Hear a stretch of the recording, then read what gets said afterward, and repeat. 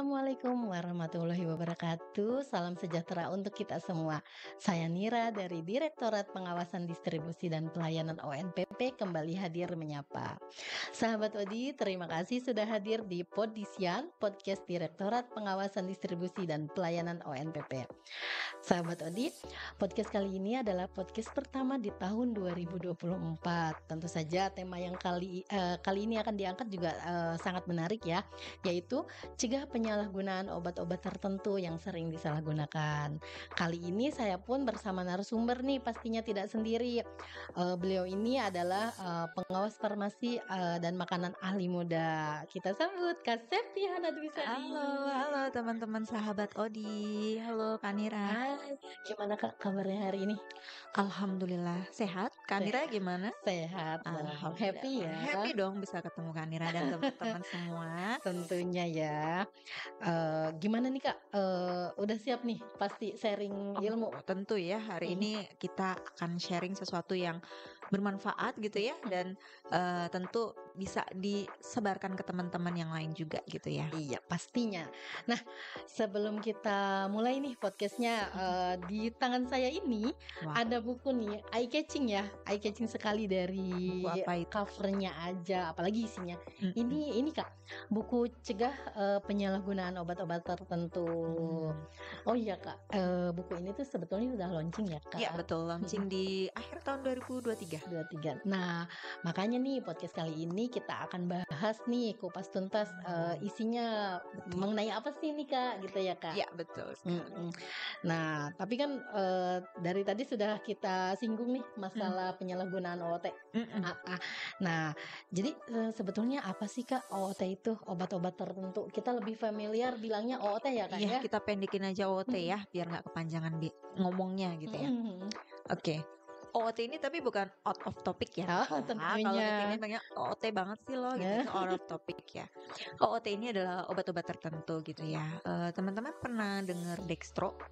Mungkin itu cukup familiar ya, karena booming juga pemberitaannya gitu ya tentang dextro. Dextro atau dextromethorphan ini OOT. Oh, oke. OOT ini ada regulasinya dari Badan POM ya. Namanya Peraturan Kepala Badan POM nomor 10 tahun 2019 tentang pedoman pengelolaan obat-obat tertentu yang sering disalahgunakan. Nah, di dalam regulasi itu disebutkan OOT ini adalah obat selain narkotika dan psikotropika yang kalau penggunaannya secara berlebihan atau melebihi dosis yang disarankan dokter itu bisa menyebabkan kecanduan, dan satu lagi bisa menyebabkan gangguan psikis maupun perilaku ya dari yang mengkonsumsinya gitu ya kalau diregulasi. Oh, seperti itu ya.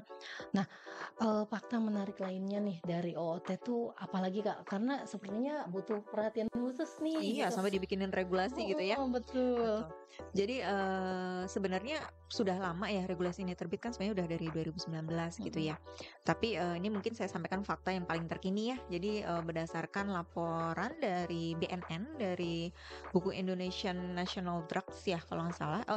Buku Indonesia Drugs Report tahun 2023. Data di tahun 2022 itu ada 1.714 kasus penyalahgunaan obat selain narkotika psikotropika ya. Itu selain narkotika psikotropika ya gitu ya. Yang pasti tentu OOT ini masuk ke dalam situ gitu. Kemudian waktu di tahun 2017 Badan POM pernah merilis juga data bahwa ada 1,1 juta penduduk usia produktif itu melakukan penyalahgunaan obat, dan sebagian besar itu yang disalahgunakan selain narkotika psikotropika gitu ya.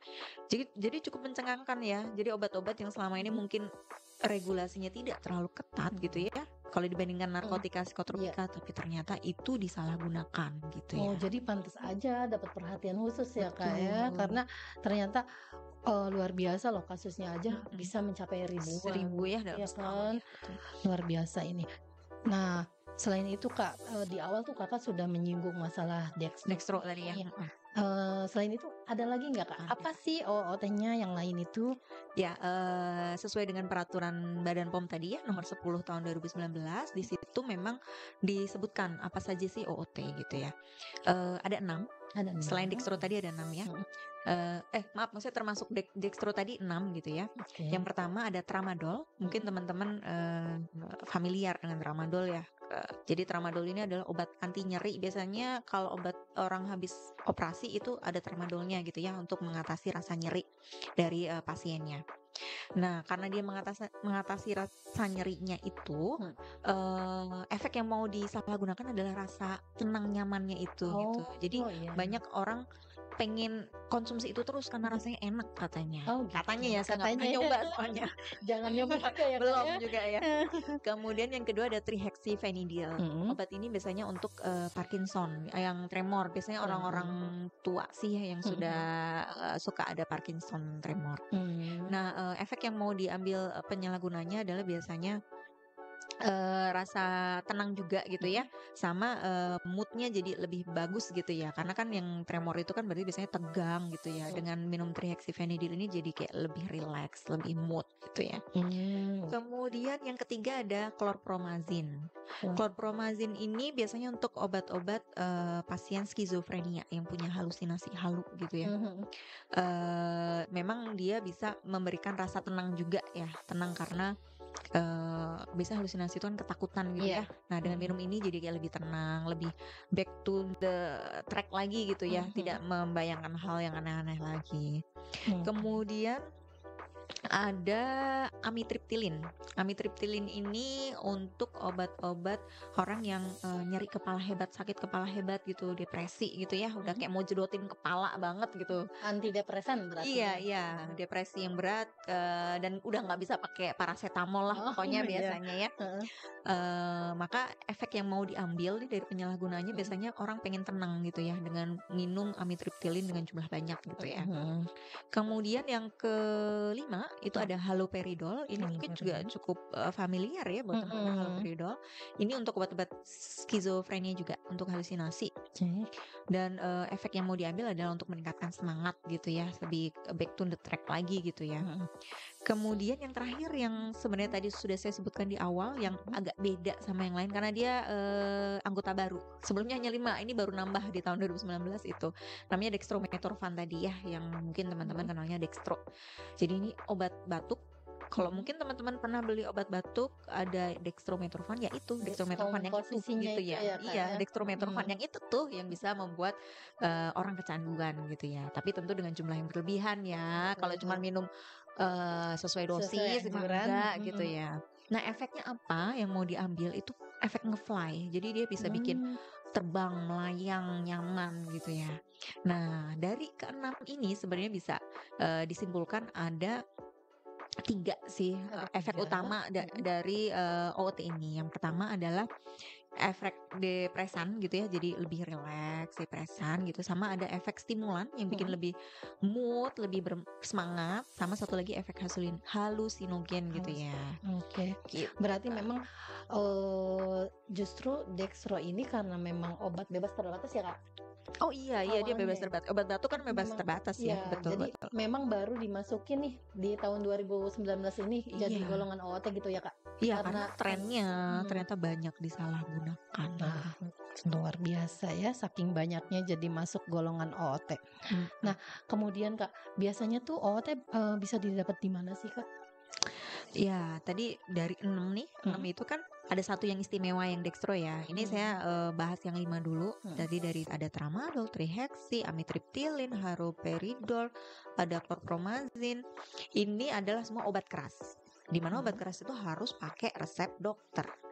Di mana kita bisa menebus resep dokter? Tentu hanya bisa di rumah sakit, bisa puskesmas gitu ya kalau berobat ke puskesmas, bisa ke klinik kalau di klinik itu memang ada pelayanan kefarmasiannya, dan tentu ke apotek gitu ya. Nggak bisa didapatkan secara bebas. Nah, yang terakhir dextromethorphan, karena dia adalah obat bebas terbatas, teman-teman bisa mendapatkannya di apotek, toko obat gitu ya dengan mudah. Tapi teman-teman yang perlu harus diketahui, obat-obat tertentu ini tidak ada di online loh harusnya. Karena Badan POM sesuai dengan regulasi yang diterbitkan tentang pengawasan obat daring, obat-obat tertentu ini dikecualikan yang boleh diedarkan secara daring. Jadi kalau teman-teman nemu nih dijual di online, ini ada obat-obat yang tadi saya sebutkan ada 6, ini teman-teman perlu waspada, wah ini salah gitu ya, dan teman-teman bisa melaporkan ke Badan POM, bisa Kemana tuh Kak?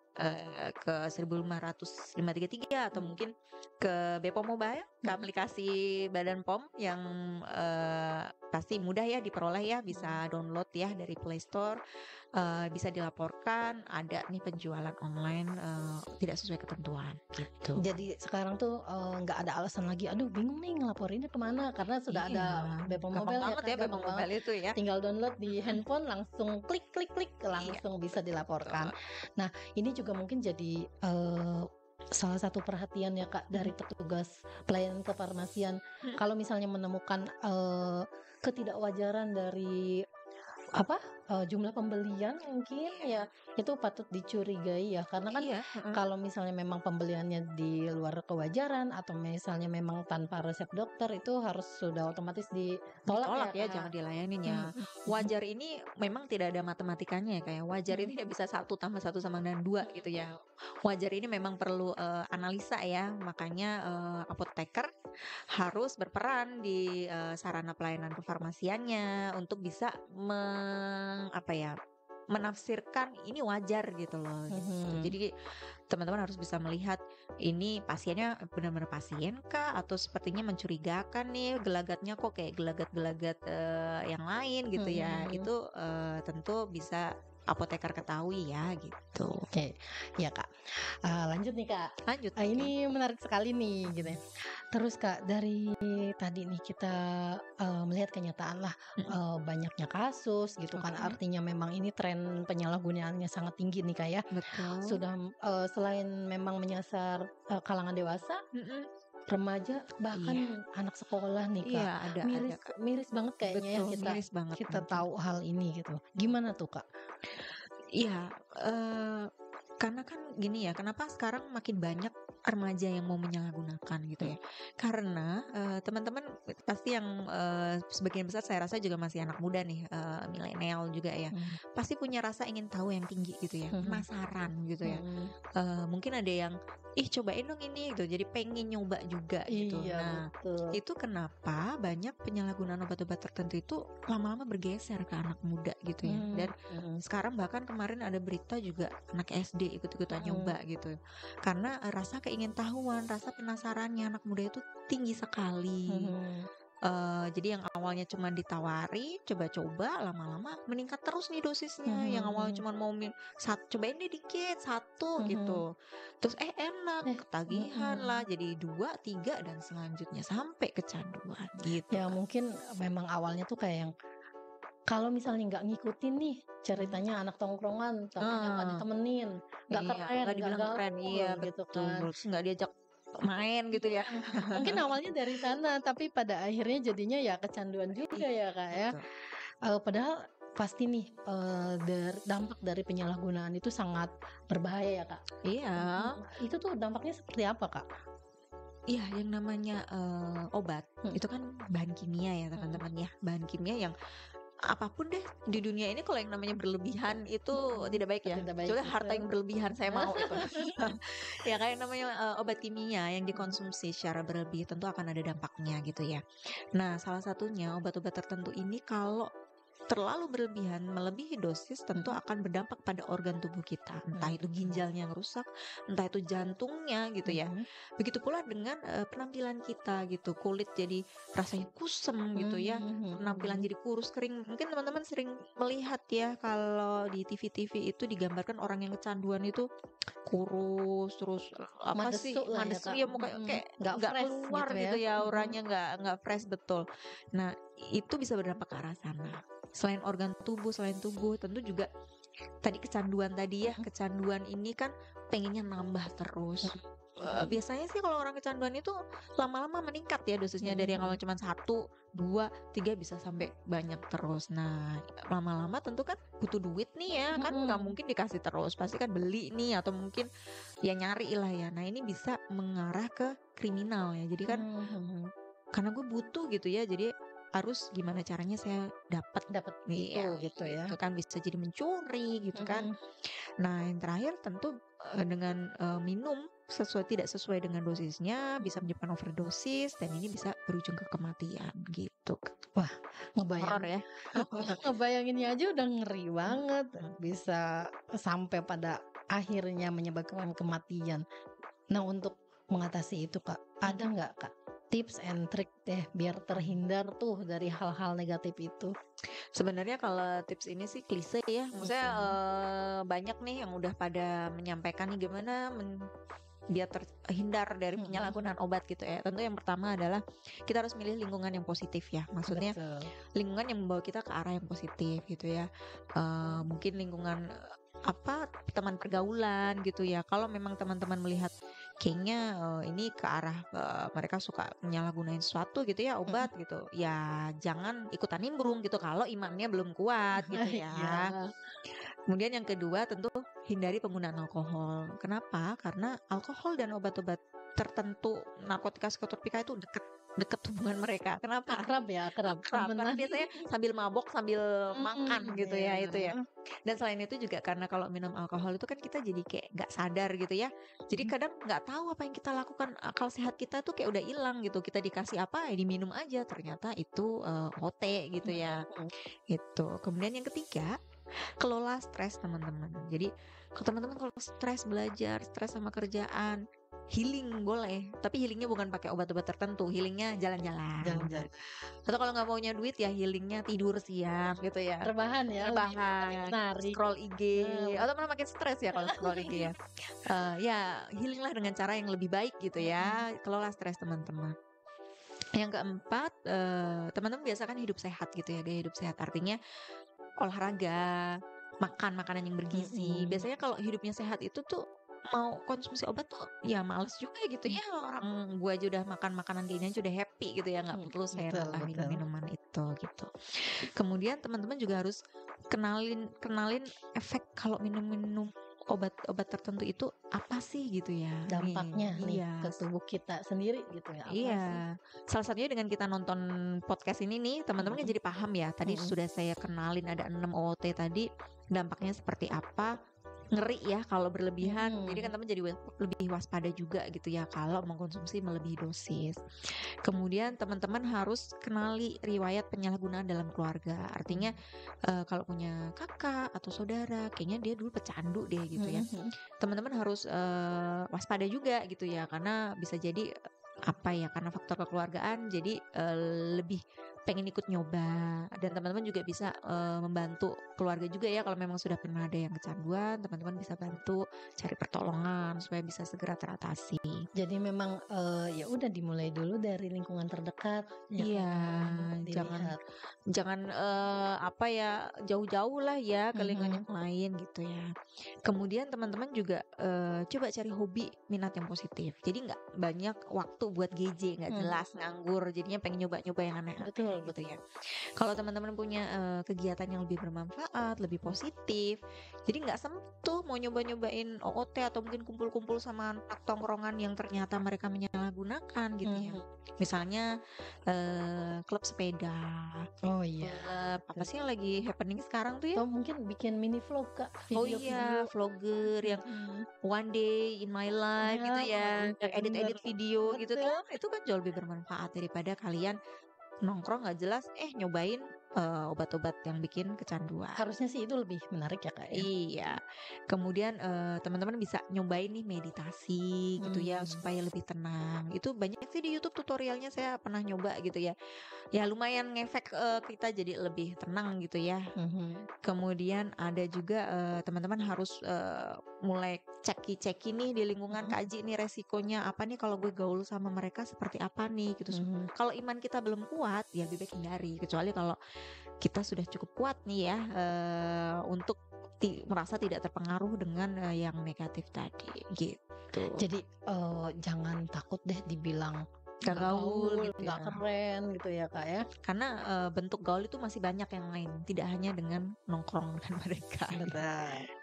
Tapi nih Kak, Hmm. gimana nih kalau misalnya sudah terlanjur nih, gimana cara berhentinya kita? Terus solusinya apa nih kalau misalnya memang, aduh ternyata sudah ketergantungan nih gitu? Nah, ini memang harus disampaikan ke profesional ya. Mhm, Mungkin saya di sini kapasitasnya tidak profesional ya untuk menyarankan itu, tetapi yang bisa kami sarankan teman-teman segera laporkan keadaan diri teman-teman mhm, tersebut, bisa ke teman terdekat, siapa saja yang teman-teman percaya, bisa orang tua, bisa ke tenaga kesehatan. Kalau mau mhm, langsung gitu ya, iya. tolong bantu saya gitu loh untuk lepas dari kecanduan ini gitu. Jadi penanganannya lebih cepat sehingga teman-teman tidak semakin terperosok ya gitu. Jadi justru kalau sudah memang terlanjur, Mm-mm, jangan takut juga ya Kak ya mm-mm, untuk, mm-mm. waduh gimana nih, biar dapat solusi jangan, aduh takut nih nanti saya malah dikucilkan misalnya gitu, Iya, jangan punya pikiran seperti itu juga ya Kak. iya Kalau betul. begitu malah justru nantinya nggak bisa lepas-lepas ya Kak ya, Hmm. gitu. Kak Nira, saya Mhm, ketinggalan apa satu tuh? tadi. Tips itu tidak Mhm, hanya untuk diri sendiri ya, mhm.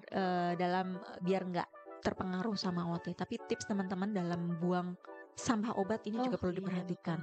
Gimana tuh Kak? Kan, jadi misalnya nih habis operasi ada dapat nih tramadol, tapi karena udah nggak sakit lagi kan nggak diminum tuh, Mhm. terus udah mau dibuang gitu ya. Nah itu jangan dibuang sembarangan gitu, maksudnya Gimana jangan dibuang di gimana tempat sampah gitu caranya aja. Kak?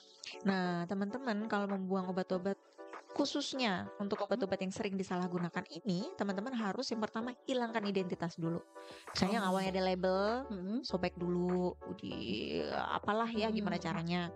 Terus setelah identitasnya hilang, hancurin dulu ya supaya tidak bisa dikenalin lagi itu obat bukan gitu ya. Misalnya kalau Oh, tablet iya, bisa ditumbuk dulu, ditumbuk, digerus mhm, dulu, terus campur tanah, masukin plastik, buang ke tempat sampah gitu. Kalau sirup misalnya dikocok gitu ya, kalau sirup obat batuk gitu kan bisa dikocok mhm, dulu, dicampur tanah lagi, mhm.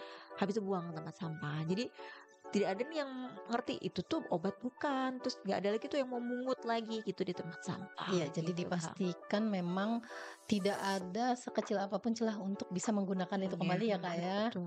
Gitu. Selain itu, Kak, Mm, kalau dari aspek hukum nih, Kak, gimana nih buat pengedar nih sama pemakai? mm. Ya tentu ada ininya ya, ada sisi hukumnya juga ya. Mhm, Jadi pertama untuk pengedar tentu dia kan mengedarkan tidak sesuai kewenangan ya, mhm, ya dia akan bisa dikenai dengan hukum pidana ya. Dan juga perlindungan konsumen gitu ya, karena dengan sengaja nih mhm, memberikan konsumen atau masyarakat produk yang tidak sesuai gitu. Kemudian untuk pengguna sendiri tentu akan mendapat pidana dari sisi undang-undang kesehatan gitu ya, karena dia mhm. menyalahgunakan atau menggunakan obat tidak sesuai dengan anjuran dokter gitu ya. Gitu Kak, pasti keduanya bisa berujung ke pidana gitu, jadi Karena harus memang hati-hati. sudah ada payung hukumnya yang mengatur Iya, jelas betul. terkait itu ya, Kak, ya? Mhm.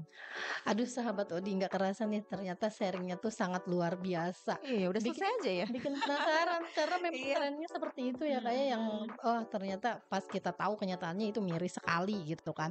mhm, Tapi tentu aja nih Kak, kita kan tadi, seperti yang sudah, Kakak sampaikan nih, dari sisi masyarakatnya nih untuk terhindar dari hal negatif tersebut, tentu masyarakat itu tidak bisa sendiri nih Kak, harus mhm. ada peran juga dari pelaku usaha dan pemerintah nih Kak. Iya. Gimana nih Kak tanggapannya? Iya, sesuai dengan, pengawasan ya, 3 Mhm, pilar pengawasan Badan POM yalah. Jadi ada pengawasan dari sisi pemerintah, mhm, regulator, kami Badan POM menerbitkan regulasi ya, yang mengatur salah satunya tentang pengelolaan obat-obat tertentu. Selain itu kami juga melakukan pengawasan loh Kak, kita juga melakukan mhm, inspeksi ke sarana-sarana pengelola obat-obat tertentu. Jadi kalau ada ya pengelolaan yang tidak sesuai, kita berikan sanksi ya, kita minta perbaikan.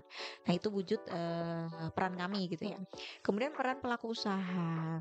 Pelaku usaha untuk memastikan produknya itu harus dalam kondisi mutunya terjamin, keamanannya terjamin, khasiatnya terjamin. Dan tentu harus mengedarkan sesuai dengan jalurnya gitu ya. Pelaku oh usaha kan banyak iya, ya, nggak hanya produsen, ada betul, distributor juga, ada mhm, pelayanan kefarmasian juga. Jadi jangan hanya mengejar keuntungan saja, terus dijual sembarangan tanpa diawasin. Kemudian si masyarakat juga, mhm, masyarakat ini juga harus cerdas. Artinya teman-teman paham nih kapan saya harus minum obat, seperti apa saya harus minum obatnya, dan seperti apa bentuk-bentuk penyalahgunaan yang harus saya hindari gitu ya. Lebih cerdas lagi, teman-teman bisa mengedukasi teman-teman yang lain, tetangga, kakak, adik, orang tua gitu ya. Mana saja sih yang benar, mana saja yang tidak benar tentang penggunaan obat, khususnya OOT ini ya gitu. Luar biasa ya sahabat Odi, sangat jelas sekali, sangat komprehensif Alhamdulillah. sekali yang apa yang dijelaskan sama Kak Septi. Nah, kemudian sahabat Odi, kalau misalnya masih penasaran sama isi buku ini nih, ini bisa loh Kak dibaca sama teman-teman, sama sahabat Bisa. di ini Kak, perpustakaan digitalnya Badan POM. Ya, tinggal akses aja ya. Betul, di perpustakaan.pom.go.id. Di search aja buku cegah penyalahgunaan obat-obat tertentu, nanti muncul bukunya, teman-teman bisa baca dimanapun, kapanpun gitu ya. Kan handphone sekarang dibawa kemana-mana ya, lebih baik ketinggalan dompet daripada ketinggalan handphone gitu ya. Betul sekali. Jadi teman-teman bisa baca dari manapun karena itu sudah ada di perpustakaan digital dan nggak perlu pakai login yang ribet-ribet, nggak berbayar, gratis. Jadi teman-teman bisa baca. Selain itu kan pasti nambah pengetahuan banget nih Kak. Iya, betul. Ya Kak. Terima kasih sekali lagi Kak Septi untuk waktunya, sama-sama Kak Nira, untuk sharingnya. Pasti sangat bermanfaat sekali. Sahabat Odi, jangan lupa untuk follow dan subscribe media sosial kami, Instagram di wasdisobat.bepom, kemudian ada di YouTube Dit Pengawasan Distribusi dan Pelayanan ONPP. Jadi biasanya nih Kak, kita kalau misalnya ada hal-hal baru nih terkait update-nya di sosmed ya. Betul, jadi jangan sampai ketinggalan nih. Follow dan subscribe pastinya. Oke, senang sekali rasanya saya Nira menemani sahabat Odi hari ini. Kita sama-sama belajar menambah pengetahuan seputar cegah penyalahgunaan obat-obat tertentu yang sering disalahgunakan. Pastinya ini sangat bermanfaat sekali ilmunya ya sahabat Odi. Sekian, terima kasih atas kebersamaannya. Sampai jumpa di lain waktu. Assalamualaikum warahmatullahi wabarakatuh. Sehat selalu. Sehat. Makasih Kak Septi. Terima kasih.